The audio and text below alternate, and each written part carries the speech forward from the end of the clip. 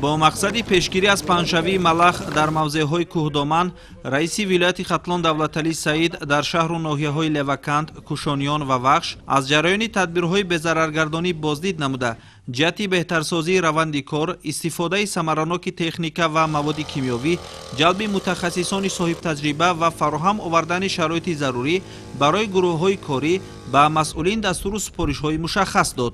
طبق اطلاعات تا به امروز در مساحت زیاده از 7000 گکتار کارهای کیمیایی به ضررگردانی در ولایت گذرانیده شده، آن در موضع‌های معین شده با مرام ادامه دارد.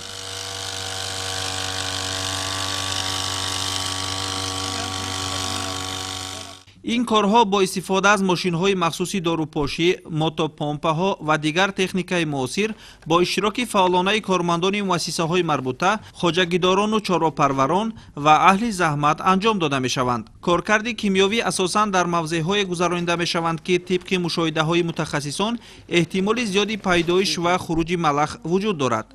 موضع‌های کوهی و دامنه‌کوه‌ها که عادتاً در موسم بهار به زیست این نمود حشرات مساعدند، زیر نظارت دائمی قرار داشته کارهای بضررگردانی انجام داده می‌شوند. راهبریت مقامات اجرایی حکومت دولتی ولایت خطلان ضمن بازدید تاکید نمودند که نظارت قطعی از بالای فعالیت گروه‌های کاری، تأمین موادهای بضررگردانی، تکنیک و تجهیزات مخصوص ساحوی و هماهنگی مؤسسه‌های داخلدار از شرط‌های مهم کار در مبارزه با ملخ محسوب می‌یابند.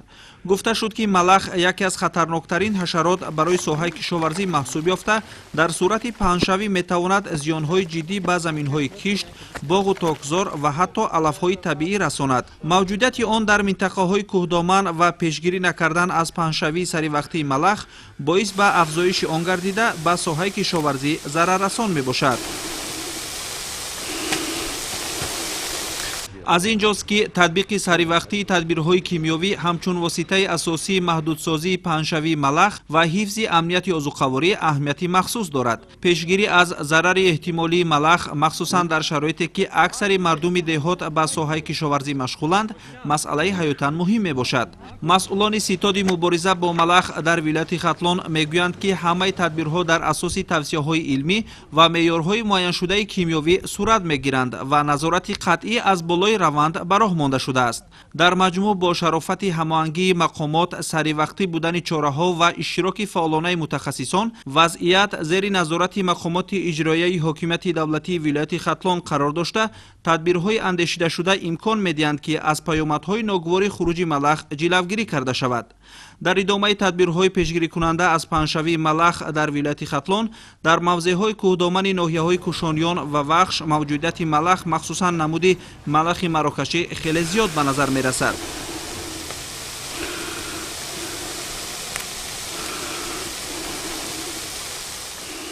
به همین دلیل رئیس ولایت خطلان دولتعلی سعید ضمن بازدید کاری از این منطقه ها مسئولان ناحیه ها را وظیفه دار نمودند که کارهای کیمیایی به ضررگردانی را سرعت بخشیده خطر پهنشوی ملخ را هرچی زودتر برطرف نمایند.